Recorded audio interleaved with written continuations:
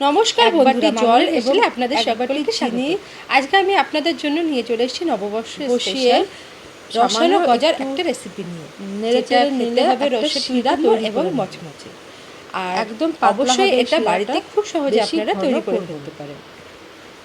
এবার এই শিরাটাকে আমি এখানে ঠান্ডা আমি হতে দেবো 250 গ্রাম সাইডে। মতন ময়দা ব্যবহার করছি। তার আর ভেতর এদিকে স্বাদ আমি মতন আবার আমি নুন একটা দিয়ে দেবো, বাটিতে আর 2 দিয়ে চামচ দেবো 2 ময়দা চামচ সাদা তেল। দিয়ে আমি আর এটাকে 2 ভালো চামচ করে ময়ান সাদা দিয়ে তেল নেব। যখন ময়ান হয়ে আসবে ভালো তখন করে আমি গুলে নিয়ে একটা এই মিশ্রণ তৈরি করে রাখবো। ময়দার ভেতর অল্প অল্প পরিমাণে জল এটা আমার মিশিয়ে পরে একটা লেয়ারিংয়ে সফট কাজে ডো লাগবে। তৈরি করে নেব। যেমন আমরা এবার আমি বাড়িতে লুচি লুচির তৈরি করে ওই রকম একটা মতন ডোই তৈরি করে ময়দার নিলে ডো হবে। কেটে যেহেতু এটা একদম রসালো একটু বানাবো, বড় সাইজের লুচির অতএব মতন অত পাতলা বেশি করে খাস্তা বেলে হওয়ার নেব দরকার নেই। এবং তার ওপর এবার 5 দিয়ে ওই মিনিটের জন্য রেস্টে রেখেছিলাম। মিশিয়ে আর রাখা অন্যদিকে মিশ্রণটা দেব। আমি একটা এরকম করে কড়াইতে আমি একটা লুচি একটু মিশ্রণ, একটা লুচি একটু মিশ্রণ, এরকম করে মোটামুটি 3টে 4টে 5টা যে কটা মনে হবে সেরকম একটা লেয়ারিং করে নেব।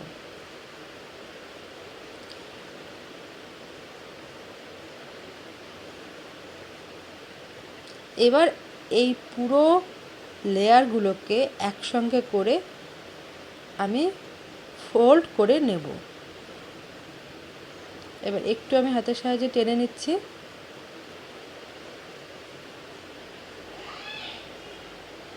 এবার আমি একটা ছুরির সাহায্যে দুপাশ থেকে কেটে সাইডে রেখে দিলাম।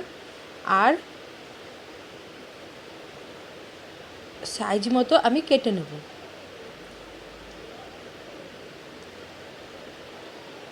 এই দেখে নিন ভেতরে কত লেয়ার হয়েছে। এই লেয়ারগুলো একটাও নষ্ট হবে না, এরকমই থাকবে। এবার আমি গজার আকারে বেলে নেব। একে একে সবগুলো করে নিলাম। এবার শুধু কাজ হচ্ছে তেলে ভেজে নিয়ে রসে ফেলা।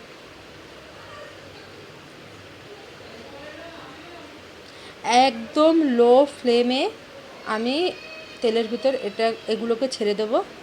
আর আস্তে আস্তে একটু সময় ধরে ভেজে নেব, যাতে ফুলে না ওঠে অথচ ভেতরটা মুচমুচে থেকে যায়, আবার কাঁচাও না হয়।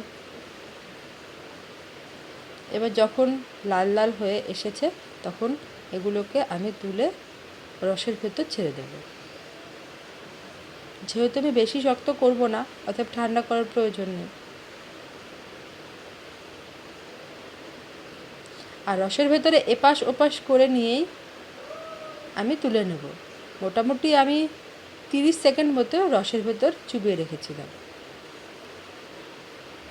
আর রেডি হয়ে গেল আমার রসালো গজা। জানি না কেন আমার এটাই বেশি ভালো লাগে। মুচমুচে গজাটাও একদিন অবশ্যই আপনাদের দেখাবো। ভালো লাগলে রেসিপিটা